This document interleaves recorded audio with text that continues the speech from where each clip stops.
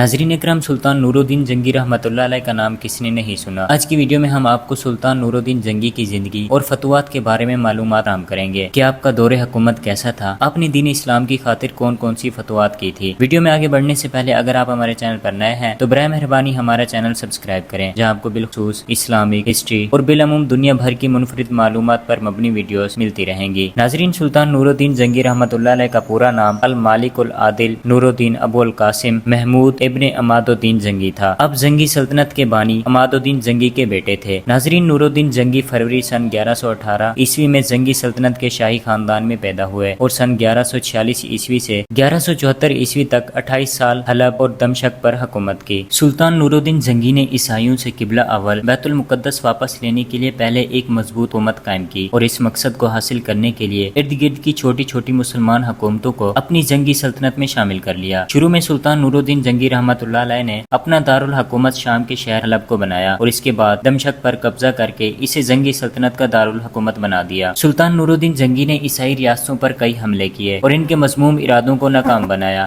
دوسری صلیبی جنگ کے دوران دمشق پر قبضہ کرنے کی کوششوں کو بھی غازی سیف الدین اور غازی معین الدین کی مدد سے ناکام بنا دیا اور بیت المقدس سے مسیحیوں کو نکالنے کی راہ ہموار کر دی۔ ناظرین، دوسری صلیبی جنگ میں فتح کی بدولت ہی مسلمان تیسری صلیبی جنگ میں کامیاب ہو کر بیت المقدس واپس لینے میں کامیاب ہوئے۔ اس زمانے میں مصر میں فاطمی حکومت قائم تھی، مگر اب وہ بالکل کمزور ہو گئی تھی اور مصر چونکہ فلسطین سے ملا ہوا تھا اس لیے مسیحی اس پر قبضہ کرنا چاہتے تھے۔ یہ دیکھ کر سلطان نورالدین جنگی نے ایک فوج بھیج کر مصر پر بھی قبضہ کر لیا اور فاطمی حکومت کا خاتمہ کر دیا۔ ناظرین، سلطان نورالدین جنگی رحمۃ اللہ علیہ نے اپنے ہاتھوں سے ایک ممبر بھی تیار کیا اور یہ ممبر انہوں نے بیت المقدس کو فتح کر کے اس میں نصب کرنا تھا، لیکن رب کریم کو یہ منظور نہیں تھا۔ ایک بدبخت شخص نے سلطان نورالدین جنگی رحمۃ اللہ علیہ کو زہر دے دی، جس کی وجہ سے آپ کے گلے میں سوزش ہو گئی اور یہ آپ کی بیماری اور موت کی وجہ بنی۔ سلطان نورالدین جنگی رحمۃ اللہ علیہ کی وفات 15 مئی 1174 کو تقریباً 58 سال کی عمر میں ہوئی۔ سلطان نورالدین جنگی رحمۃ اللہ علیہ کی سلطنت کے اگلے حکمران سلطان صلاح الدین ایوبی رحمۃ اللہ علیہ بنے اور اس سلطنت کا نام ایوبی سلطنت رکھ دیا گیا۔ سلطان صلاح الدین ایوبی نے بیت المقدس فتح کیا اور سلطان نورالدین جنگی رحمۃ اللہ علیہ کے ہاتھ کا بنایا ہوا وہ ممبر بیت المقدس میں نصب کر دیا۔ ناظرین، سلطان نورالدین جنگی بہادری میں اپنے والد کی طرح تھے۔ ایک مرتبہ جنگ میں آپ کو دشمنوں کی صف میں بار بار گھستے دیکھ کر آپ کے ایک مشیر نے کہا تھا، اے ہمارے بادشاہ عالم، اپنے آپ کو امتحان میں نہ ڈالیں، اگر آپ مارے گئے تو دشمن اس ملک کو فتح کر لیں گے اور مسلمانوں کی حالت تباہ ہو جائے گی۔ سلطان نورالدین جنگی نے یہ بات سنی تو بہت ناراض ہوئے اور کہنے لگے، قطب الدین زبان کو روکو، تم اللہ کے حضور گستاخی کر رہے ہو، مجھ سے پہلے اس دین اور ملک کا محافظ اللہ کے سوا کون تھا؟ ناظرین، سلطان نورالدین جنگی نے شریعت کی خود پابندی کی اور اپنے ساتھیوں کو بھی پابند بنایا۔ انہیں دیکھ کر دوسروں نے بھی اس کی تقلید کی، جس کی وجہ سے عوام میں اسلام پر عمل کرنے کا جذبہ پیدا ہو گیا اور لوگ خلاف شرع کاموں کے ذکر سے بھی شرمانے لگے۔ سلطان نورالدین جنگی صرف ایک فاتح ہی نہیں تھے بلکہ ایک شفیق حکمران اور علم پرور بادشاہ تھے۔ آپ نے سلطنت جنگی میں مدرسوں اور شفا خانوں کا جال بچھا دیا۔ آپ کے انصاف کے قصے دور دور تک مشہور تھے۔ وہ بڑی سادہ سی زندگی گزارے، بیت المال کی رقم کبھی ذاتی خرچ میں نہیں لائی۔ مال غنیمت سے آپ نے چند دکانیں خرید لی تھی جن کے کرائے سے وہ اپنا خرچ پورا کرتے تھے۔ ناظرین، آج کے عیاش حکمرانوں کی طرح سلطان نورالدین جنگی رحمۃ اللہ علیہ نے بڑے بڑے محل تعمیر نہیں کیے تھے بلکہ بیت المال کی رقم مدرسوں، شفا خانوں اور مسافر خانوں کے قائم کرنے میں صرف کر دی۔ دمشق میں آپ نے ایک شاندار شفا خانہ قائم کیا تھا جس کی دنیا میں مثال نہیں ملی۔ اس شفا خانے میں مریضوں کو دوا بھی مفت دی جاتی تھی اور کھانے اور رہنے کا خرچ بھی حکومت کی طرف سے ادا کیا جاتا تھا۔ ناظرین، سلطان نورالدین جنگی نے تمام ناجائز ٹیکس ختم کر دیے تھے۔ وہ مظلوموں کی شکایت خود سنتے تھے۔ سلطان نورالدین جنگی کے ان خوبیوں اور کارناموں کی وجہ سے اس زمانے کے ایک مورخ نے لکھا ہے کہ میں نے اسلامی عہد کے حکمرانوں سے لے کر اس وقت تک تمام بادشاہوں کی تاریخ کا مطالعہ کیا ہے، مگر خلفائے راشدین اور عمر بن عبدالعزیز کے سوا نورالدین جنگی سے زیادہ بہتر فرمانروا میری نظر سے نہیں گزرا۔